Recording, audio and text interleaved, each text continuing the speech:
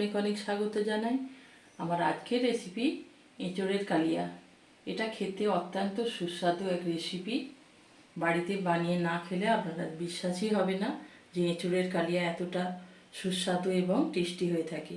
তাহলে চলুন বন্ধুরা, রেসিপিটা কিভাবে বানাই আপনারা আমার সঙ্গে থাকুন, পুরো ভিডিওটা দেখতে থাকুন। প্রথমে এঁচোড়ের কালিয়া বানানোর জন্য আমি এখানে 500 গ্রাম এঁচোড় নিয়ে সেটাকে খোসাটা ছাড়িয়ে ভালোভাবে আমি জলের মধ্যে রেখে দিয়েছি। এটা আমি ডুমো ডুমো করে কেটে নিয়েছি এঁচোড়টা। আর এখানে একটা আলুকে ভালোভাবে খোসা ছাড়িয়ে ডুমো ডুমো করে কেটে নিয়েছি। এবার ওভেনের গ্যাস আমি একটা কড়াই চাপিয়ে দিচ্ছি। এর মধ্যে দিয়ে দিচ্ছি পরিমাণ মতো জল। এঁচোড়টা সিদ্ধ করে নেব।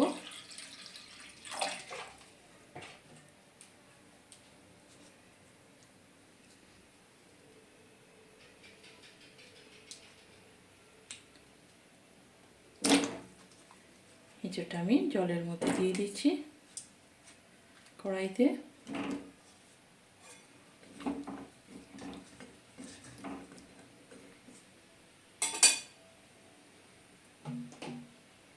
এবার আমি এর মধ্যে দিয়ে দেব 1 চা চামচ লবণ,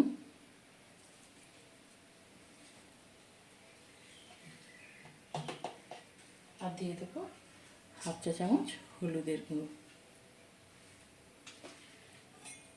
দিয়ে এঁচোড়টা আমি মিডিয়াম আঁচে 80% করে সিদ্ধ করে নেব। বন্ধুরা, এঁচোড়টা আমার এখানে 80% করে সিদ্ধ হয়ে গেছে। এবার আমি এটা নামিয়ে নেব। এবার ওভেনে আমি একটা অন্য কড়াই বসিয়ে দিয়েছি আলুটা ভাজার জন্য।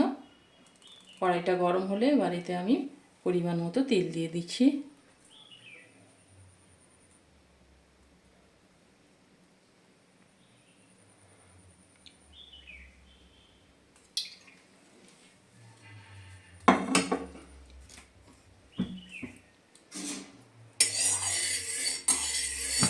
প্রথমে তেলটা ভালোভাবে গরম করে নেব।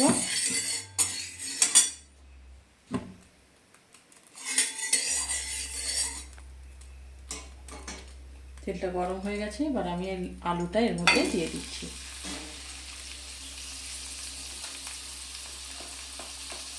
আলুর মধ্যে দিয়ে দিচ্ছি 1/2 চা চামচ লবণ,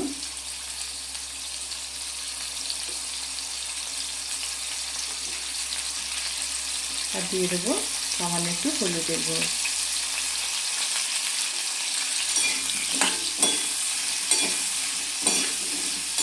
আলুটাও এখানে আমি 80% করে লাল করে ভেজে নেব। বন্ধুরা, আলুটা আমার এখানে লাল লাল করে ভাজা হয়ে গেছে। প্রায় 80% মতো এটা কুক হয়ে গেছে। এবার আমি আলুটা কড়াই থেকে উঠিয়ে নেব।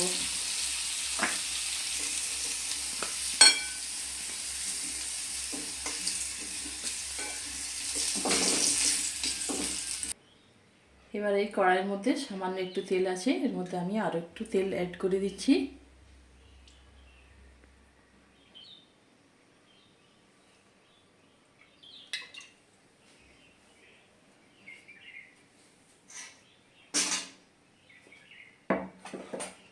তেলটা গরম হয়ে গেছে। এবার আমি এর মধ্যে কিছু ফোড়ন দিয়ে দেবো।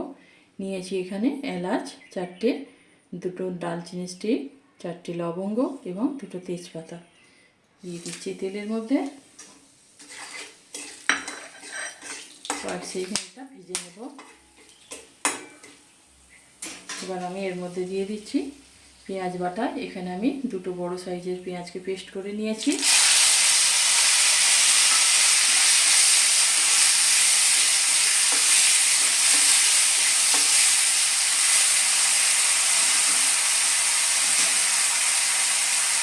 এবার আমি এর মধ্যে দিয়ে দেবো 1 চা চামচ আদা বাটা, আর দিয়ে দেবো 1 চা চামচ রসুন বাটা।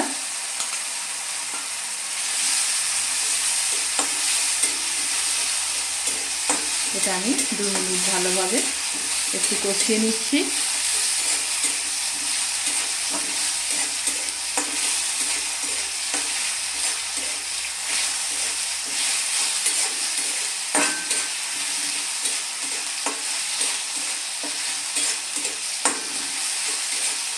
কাঁচা গন্ধ না যতক্ষণ না চলে যাচ্ছে আদা রসুনে, ততক্ষণ আমি এটা একটু কষিয়ে নিচ্ছি।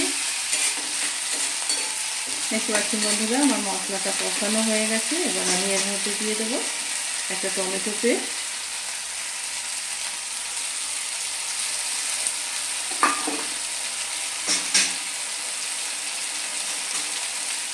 আর দিয়ে দিচ্ছি এতে স্বাদ মতো একটু লবণ। যেহেতু আমার এঁচড় এবং আলুতে অলরেডি লবণ দেওয়া ছিল, তাই এখানে আমি সামান্য একটু লবণ ব্যবহার করছি।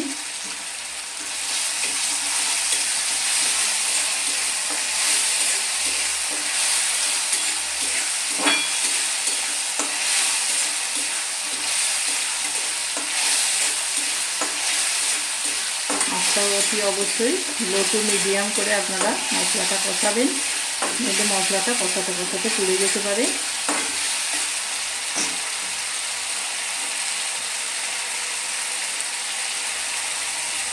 এবার আমি এর মধ্যে দিয়ে দেবো 1 চা চামচ লঙ্কার গুঁড়ো,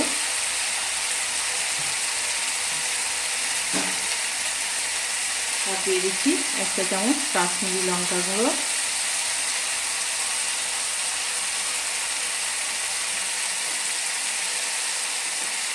আর দিয়ে দেবো 1 চা চামচ হলুদের গুঁড়ো,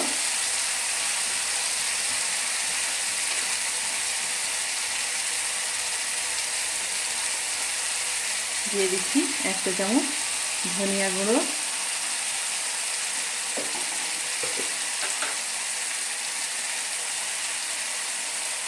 দিয়ে দিচ্ছি 1 চা চামচ জিরে গুঁড়ো।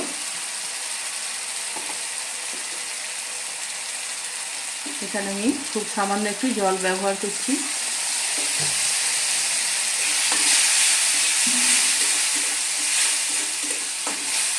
ভালোভাবে এটা আমি মিশিয়ে কষিয়ে নিচ্ছি।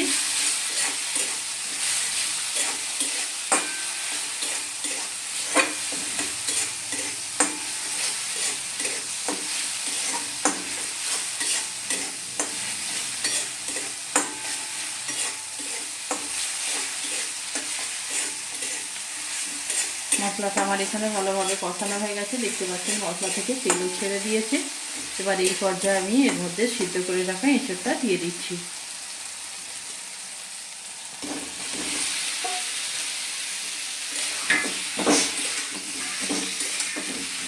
মশলার সঙ্গে এঁচড়টা আমি ভালোভাবে মিশিয়ে নিচ্ছি।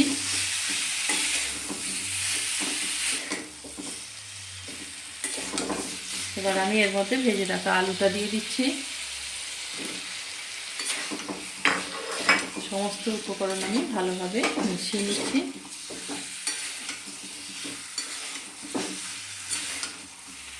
দেখতে পাচ্ছেন কালারটা কত সুন্দর এসেছে, খেতেও ঠিক ততটাই টেস্টি হবে।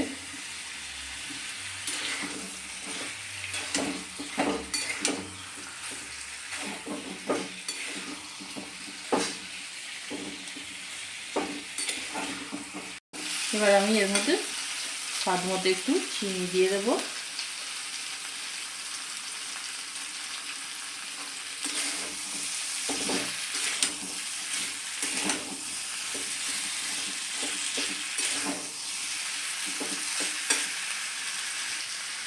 আমি এটা 3 থেকে 4 মিনিট একটু ঢাকা দিয়ে কষিয়ে নেব।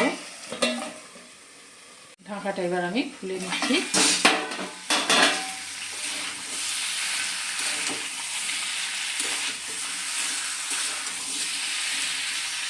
এবার আমি এর মধ্যে পরিমাণ মতো জল দিয়ে দিচ্ছি।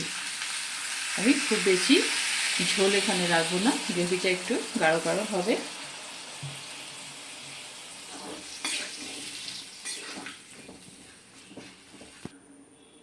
এখানে আমার আরও একটু জল লাগবে।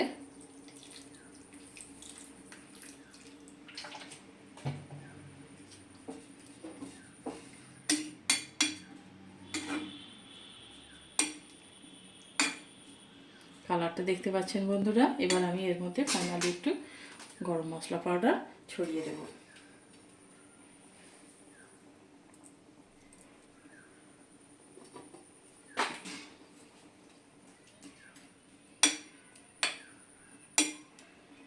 এবার আমি ঢাকা দিয়ে এটা 8 থেকে 10 মিনিট এটা একটু রান্না করে নেব।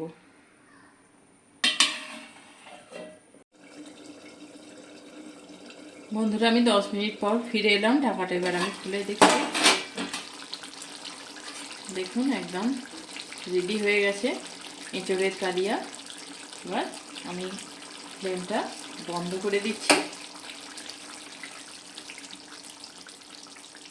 আপনারা ঠিক এই পদ্ধতিতে বাড়িতে বানিয়ে ফেলতে পারেন এঁচোড়ের কালিয়া। খুব সহজ একটা রেসিপি। আর বন্ধুরা ভিডিওটা যদি ভালো লেগে থাকে লাইক শেয়ার কমেন্ট করতে ভুলবেন না। আর আমার চ্যানেলে যদি কোনো নতুন বন্ধু এসে থাকেন তাহলে চ্যানেলটি সাবস্ক্রাইব করে দেওয়ার অনুরোধ রইল। সকলে খুব ভালো থাকবেন, সুস্থ থাকবেন। ধন্যবাদ।